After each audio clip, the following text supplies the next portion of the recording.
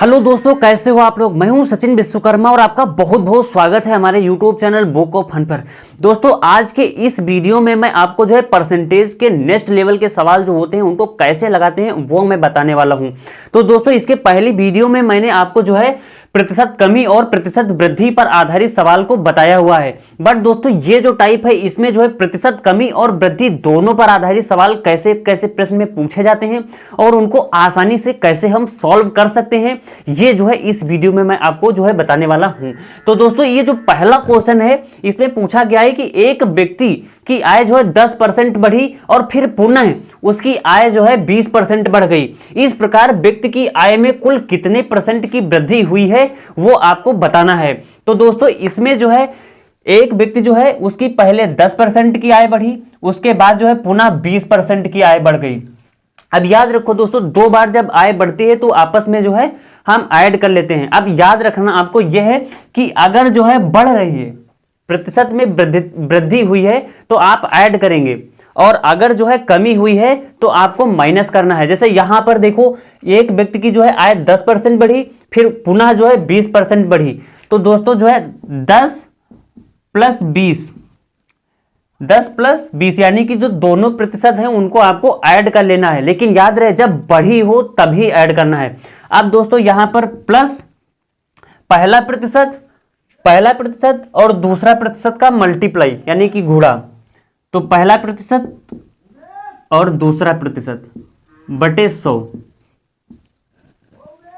अब दोस्तों इसको सॉल्व कर लेते हैं। 10 और 20 30,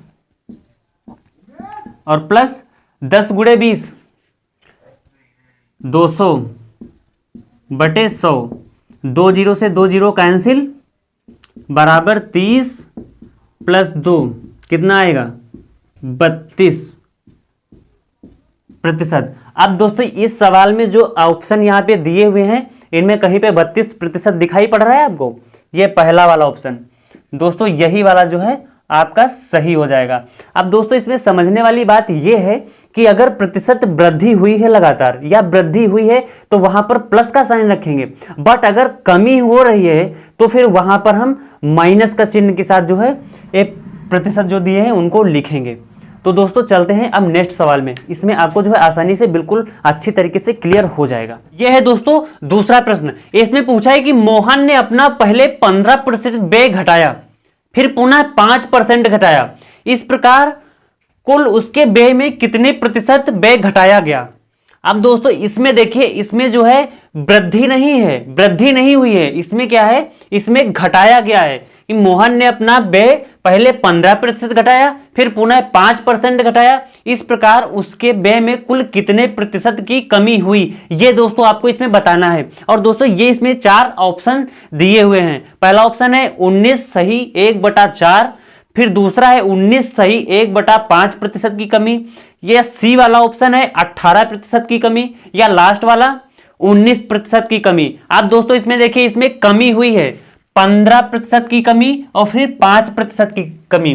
जब कमी होती है तब माइनस चिन्ह के साथ लिखते हैं और जब वृद्धि होती है तब प्लस के साथ। अब यहां पर जो है कमी की गई है तो हम किसके साथ लिखेंगे, माइनस के साथ में। अब 15% जो है कमी है तो माइनस के साथ में लिखेंगे। इसे भी, ये जो 5 है ये भी तो कमी की गई है, घटाया गया है ना, तो इसको भी हम माइनस के साथ में ही लिखेंगे। अब यहां पर प्लस का चिन्ह लगाएंगे। अब दोस्तों देखिए 15 माइनस के साथ में ही लिखते हैं ना, तो 15 गुणे -5 बटे 100। अब दोस्तों इसको सॉल्व कर लीजिए।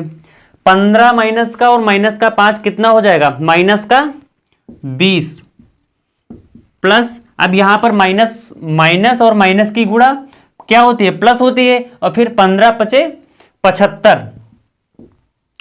75 बटे 100। 5 से काटो, 5 एकम 5 और 5 25, 5 दूनी 10, 5 दिया 15, 5 चक्कू 20। आप देखिए दोस्तों,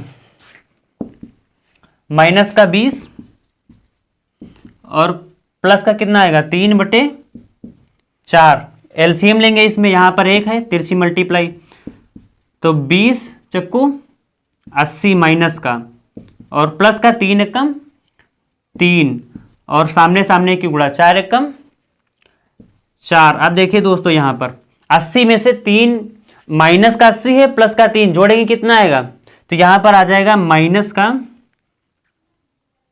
77/4। अब दोस्तों क्या करेंगे, 77 को जो है 4 से भाग करेंगे तो 4 दूनी 8 तो ज्यादा हो जाएगा, इसलिए एक बार ले जाएंगे। 4 एकम 4 घटाएंगे तो आएगा 3, फिर 7 लेंगे यहां पर, 4 9 36, एक बच गया तुम्हारा शेषफल। तो दोस्तों इसको हम किस तरीके से लिख सकते हैं, 19 सही 1/4%। अब दोस्तों यहां पर माइनस है तो ये माइनस का आ गया, माइनस का मतलब कमी। अगर यहां पर प्लस का रहता तो उसका मतलब होता है कि वृद्धि हो गई है, बट यहां पर माइनस का साइन आया है, ये माइनस का साइन ये दर्शा रहा है कि इतनी कमी की गई है। तो दोस्तों इसका राइट आंसर कौन सा ऑप्शन सही होगा, 19 सही 1/4 कमी। यहां पर देखो माइनस का चिन्ह है, ये कमी दर्शा रहा है, तो इसका मतलब ऑप्शन नंबर ए वाला सही। आई होप दोस्तों आपको यहां पर तो आसानी से ये डाउट क्लियर हो गया होगा। अगर नहीं भी क्लियर हुआ है तो अगले क्वेश्चन में आसानी से समझ जाएंगे। दोस्तों ये प्रश्न नंबर 3 है। इसमें दोस्तों पूछा है कि एक व्यक्ति की मजदूरी पहले 20% बढ़ी, परंतु कुछ ही दिनों बाद मजदूरी 10% घट गई। अब दोस्तों इसमें गौर करना कि यहां पर बताया है कि पहले 20% बढ़ी और उसके बाद में जो है 10% घट गई। इस प्रकार उसकी मजदूरी में कुल कितने प्रतिशत का परिवर्तन हुआ। तो अब दोस्तों यहां पर जो है 4 ऑप्शन आपको दिए हुए हैं, इसमें से करेक्ट ऑप्शन आपको जो है चुन के बताना है। तो दोस्तों यहां पर इसको हम कैसे करेंगे, यहां पर लिखेंगे कि प्रतिशत परिवर्तन इक्वल टू, अब यहां पर 20% क्या हुआ है, बढ़ा है, तो इसको जो है प्लस के साइन के साथ लिखेंगे। और यहां पर ये जो 10% है, ये 10% घटा हुआ है, तो इसको जो है हम माइनस में लिखेंगे। यानी कि जब प्रतिशत वृद्धि तब प्लस, जब प्रतिशत कमी हो तब माइनस। अब दोस्तों यहां पर प्लस का साइन लिखेंगे और 20 गुणे, अब यहां पर जो है कमी हुई है दूसरे में, तो यहां पर जो है माइनस के साथ में लिखेंगे और बटे 100। अब दोस्तों देखिए अगर 20 में से 10 जाएगा तो कितना बचेगा, 10 बचेगा, और प्लस 20 गुणे 10 200, और प्लस माइनस की गुणा माइनस, तो ये 200 किसका हो जाएगा, माइनस का, और बटे में 100। अब 1 0 से 1 0 कैंसिल, 1 0 से 1 0 कैंसिल, तो अब यहां पर कितना आएगा दोस्तों, 10 और प्लस माइनस की गुणा -2। अब 10 में से 2 जाएगा, कितना बचेगा, 8%। अब दोस्तों देखिए यहां पर जो है प्लस का 8 बचा हुआ है, किसका, प्लस का 8 बचा हुआ है, तो इसका मतलब क्या है, यहां पर जो है 8% की वृद्धि हुई है। तो इसमें से कौन सा ऑप्शन मैच कर रहा है, यहां पर 9% की कमी, बिल्कुल गलत, 8% की वृद्धि, हाँ वहां पर प्लस में आ रहा है, तो इसका मतलब ऑप्शन नंबर हमारा बी सही है। अच्छा सी वाला ऑप्शन 8% की कमी, क्या यहां पे माइनस आया है, माइनस का 8% आया है, नहीं आया ना, तो इसका मतलब ये है कि जो ऑप्शन नंबर सी है वो हमारा फॉल्स। और इसी तरीके से डी 9% की वृद्धि, कहां 9%, वहां पे तो 8% आ रहा है, वो भी प्लस का मतलब 8% की वृद्धि, तो ऑप्शन नंबर बी हमारा सही ऑप्शन है, और ऑप्शन डी भी हमारा जो है गलत है। दोस्तों ये यहां पर सवाल चौथा है। इस सवाल में पूछा गया है कि बाजार मंद होने के कारण राम की आय 10% घट गई, परंतु कुछ दिन बाद आय 15% बढ़ गई। इस प्रकार राम की आय में कितने प्रतिशत का परिवर्तन हुआ। अब दोस्तों इस सवाल में देखिए जो है 10% आय घटी है पहले, उसके बाद में जो है 15% की आय जो है बढ़ गई है, तो इसका मतलब यहां पर जो हम लिखेंगे प्रतिशत परिवर्तन, प्रतिशत परिवर्तन। अब देखिए दोस्तों यहां पर जो है 10% की आय जो है उस राम की जो है घटी है, तो इसको जो है माइनस में 10 लिखेंगे, और प्लस 15% की आय, 15% की आय जो है बढ़ गई है, तो यहां पर हम लिखेंगे प्लस का 15 और प्लस -10 गुणे 15/100। अब 10 में से 10 माइनस का है और 15 जो है प्लस का है, तो ऐड करेंगे कितना आएगा, प्लस का 5 और प्लस 1 0 से 1 0 कैंसिल, 5 से काटेंगे तो 5 दिया 15 और 5 दूनी 10, तो माइनस का आ जाएगा यहां पर 3/2।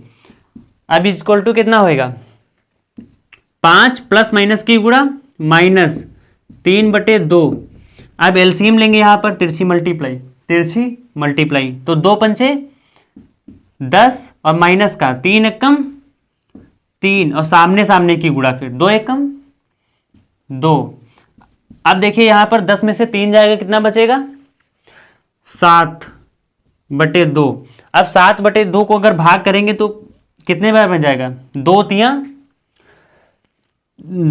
6, एक शेषफल बचा ना, शेषफल ऊपर लिखते हैं, जिसे भाग करते हैं उसको नीचे, यानी कि 3 सही 1/2%। अब देखिए यहां पर गौर करने की बात तो यह है कि यहां पर जब 5 में से 3/2 घटाएंगे तो प्लस में ही हमारा आंसर आएगा। तो यहां पर ये जो आंसर आया है हमारा, ये पॉजिटिव वे में है, पॉजिटिव यानी कि प्लस में है, इसका मतलब वृद्धि हुई है। तो अब यहां पर देखिए ऑप्शन में कहीं पे वृद्धि शो हो रही है। पहले ऑप्शन में 3 से 1/2 की कमी, बिल्कुल कमी तो हुई नहीं है, हमारे में तो वृद्धि आंसर में दिख रहा है। तो अब यहाँ पे सी वाला देख लो, 4 से 1/3 की कमी, बिल्कुल गलत, आया ही नहीं उतना। तो फिर नीचे डी वाला ऑप्शन, 4 से 1/3 की वृद्धि, बिल्कुल ये वाला गलत। अब यहाँ पे हमारे आंसर में लिखा है 3 सही 1/2 की वृद्धि हुई है। अब ऑप्शन बी वाला देखिए यहाँ पर, 3 सही 1/2 की वृद्धि, अरे वाह, यही तो हमारा आंसर है, बिल्कुल सही। तो आई होप दोस्तों आपको ये सवाल बिल्कुल समझ में आ गया होगा। इसमें दोस्तों आपको कुछ नहीं करना है, अगर आय घट रही है तो माइनस में, और अगर बढ़ रही है तो फिर प्लस में लिखेंगे, बस सॉल्व हो गया सवाल, कुछ इसमें करना ही नहीं आपको। अगर घट रही है तो माइनस में, बढ़ रही तो प्लस में, बस दैट्स ऑल, सॉल्व हो गया सवाल।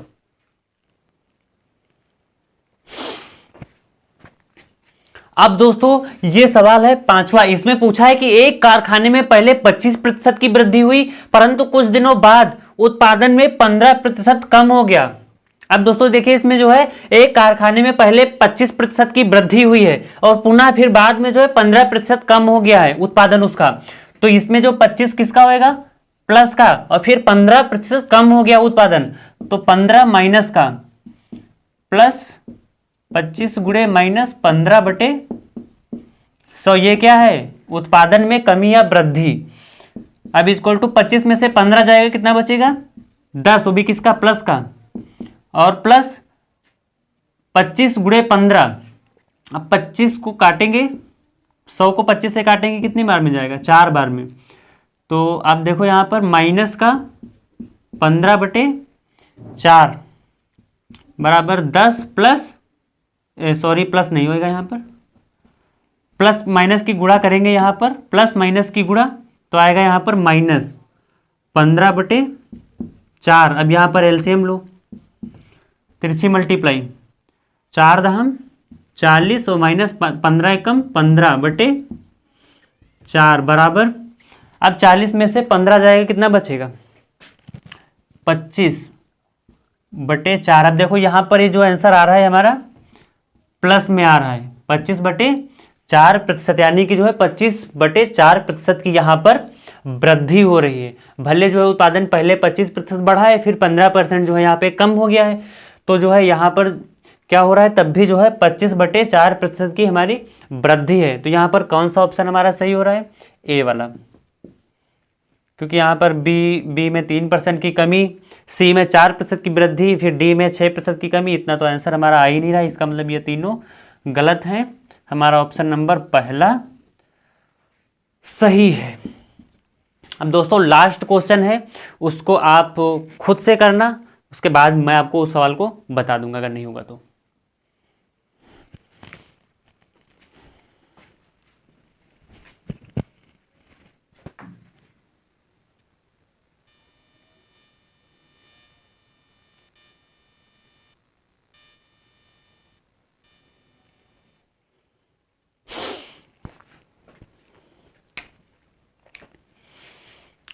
तो दोस्तों आज का जो ये है ये लास्ट क्वेश्चन है। इसमें दोस्तों पूछा है कि एक व्यापारी माल खरीदते समय 10% ठगता है।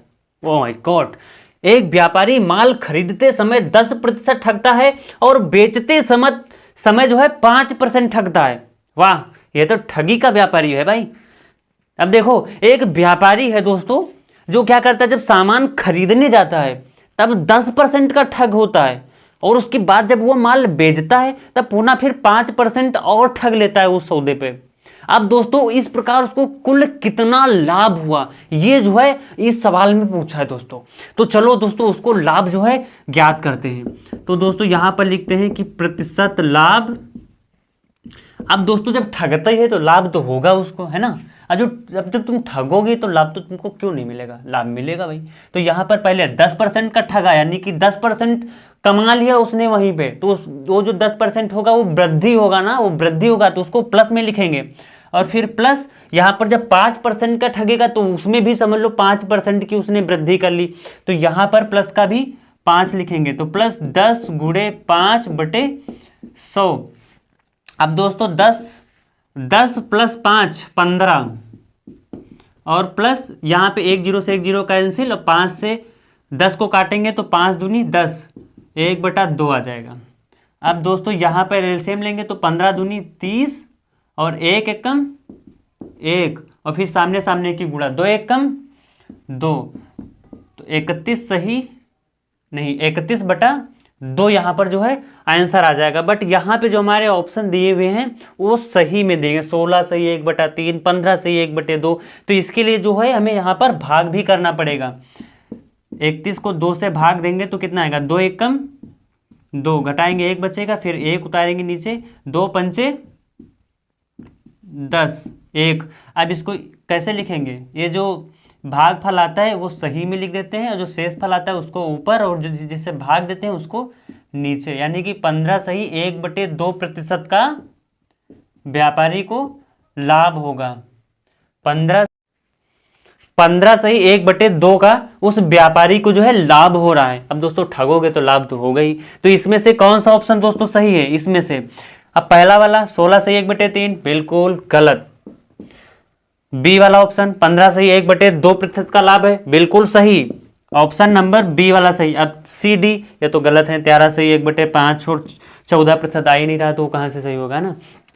तो दोस्तों आई होप ये सब आपको आसानी से समझ में आ गया होगा। इसको एक हम याद करने की आपको ट्रिक भी बता देते हैं। जैसे यहाँ पर इसको कह सकते हैं पहला प्रतिशत और इसको कह सकते हैं हम लोग दूसरा प्रतिशत। तो यहाँ पर लिखेंगे हम पहला प्रतिशत और प्लस दूसरा प्रतिशत, प्लस यानी कि ये वाला पहला प्रतिशत बना सकते हैं, इसको हम दूसरा प्रतिशत अगर मान लें तो ऐसे लिखेंगे पहले, फिर प्लस पहला प्रतिशत और गुणे दूसरा प्रतिशत बटे 100। अब दोस्तों यहां पर आपको गौर यह रखना है कि जब भी कभी वृद्धि हो तो प्लस में लिखेंगे, और जब कभी माइनस में तभी लिखेंगे जब यहां पे कमी हो रही हो। तो दोस्तों ये इसको हम एक सूत्र टाइप मान सकते हैं, ये आपको याद रखना है। प्लस तभी लिखेंगे जब वृद्धि हो, माइनस तब लिखेंगे जब जो है कमी हो रही हो, है ना। तो आज बस इतना ही दोस्तों। अब दोस्तों अगली वीडियो में इससे भी जो है हाई लेवल के क्वेश्चन आएंगे। तो आपने अगर पहली वीडियो हमारी नहीं देखी अभी तक तो वो डिस्क्रिप्शन में लिंक है, वहाँ से जाके देख लेना, बहुत ही इंपॉर्टेंट है ये। तो दोस्तों आज के लिए बस इतना ही, नमस्कार।